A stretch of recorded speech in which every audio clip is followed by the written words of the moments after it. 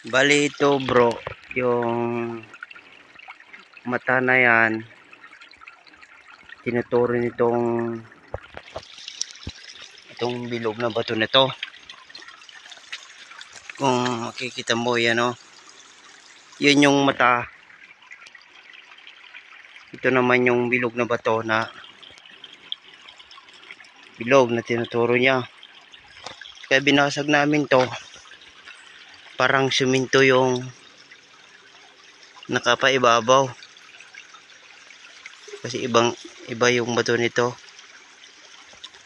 Kapag dating dito sa taas na yan, yung bundok na yan na yung kampo 3 ng hapon. Sa taas, nandyan yung release nila. Yan.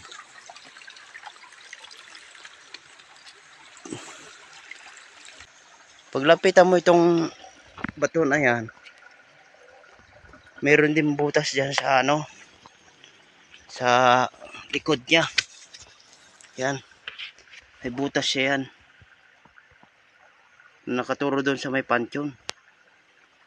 Yung pansyon na bato. Nandun yung pansyon. Doon banda. Sa may tao na yon. Tapos dito banda bro, merong tabay na matagal ng tabay. Dito sa niya. Sa may taas ng bato. Dito yung tabay na matagal na natabay.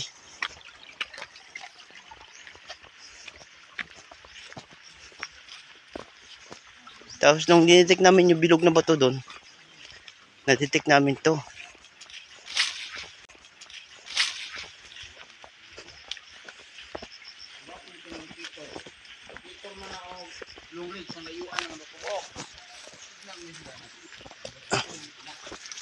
Ngayon bro, ito yung tabay.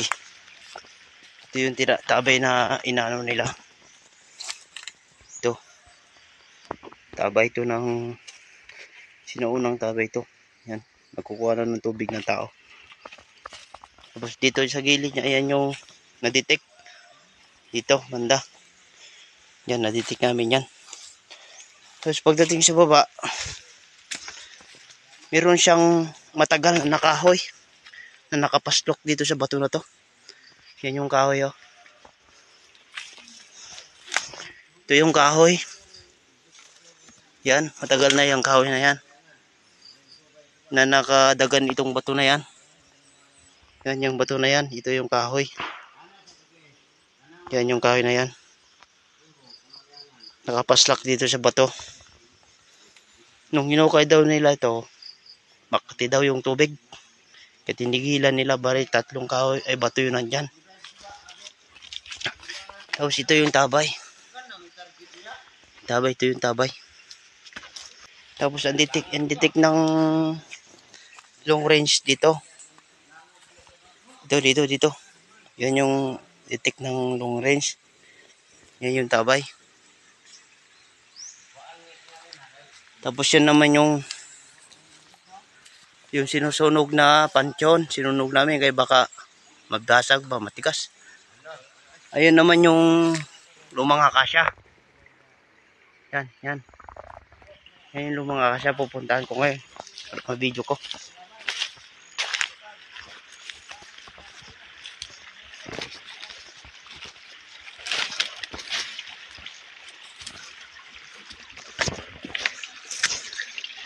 Tapos yung bato na yan, sinunog nila.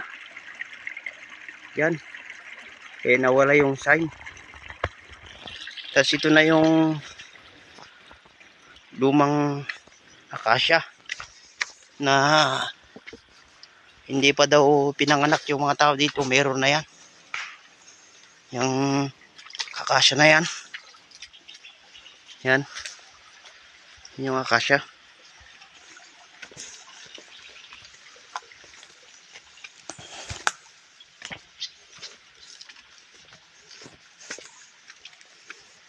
Yung akasya. Yan. Matagal na akasya to. Kaya sa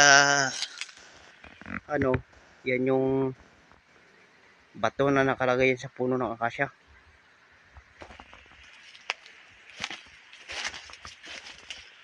Tapos dyan sa gilid niya, dyan namin na-detect yung multi-rod tsaka yung long range. Tapos nandito yung nakatayo na bato na sinasabi ko.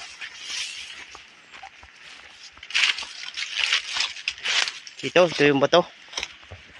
Yan yung bato na nakatayo. Yan yung bato. Matagal na yan daw dyan. Tapos kung mapapansin ko, marami siyang bato na parang hinukay ito, palalim. Tapos nandyan din yung lumang kahoy na matigas. Nandun yung akasya. Yan yung akasya. Yan. Kaya iwan ko kung ano sabihin nitong bato na to na pinatayo nila dito. Tapos dyan sa taas bro, yung bundok na yan,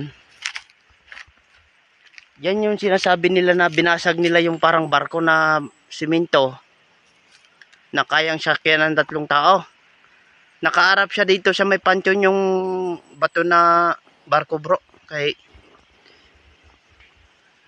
yun yung sabi ng tao. Doon siya nakaharap, doon sa may sinusunog namin doon, sa pansyon.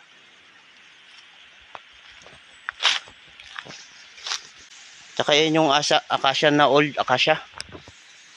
Yan. Tanda na siya. Tapos yung sinunog namin na pansyon dito sa banda. Sa baba ng akasya na to. At tinuturo doon ang barko.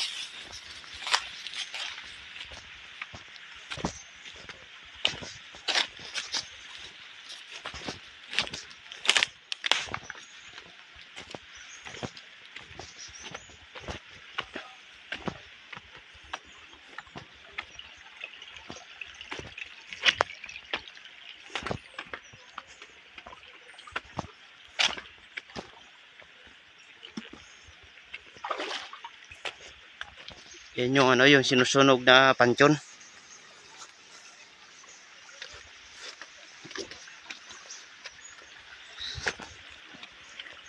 Kaya itong bato na to, sinunog nila yan Yan. Siguro may sign to dati.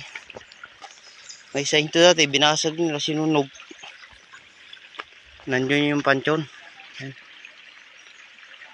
Malapad na pansyon.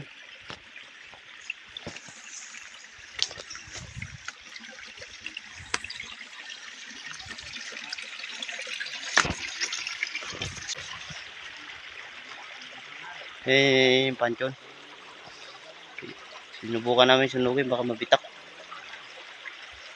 Nandito na lang bro, yan yung area ko.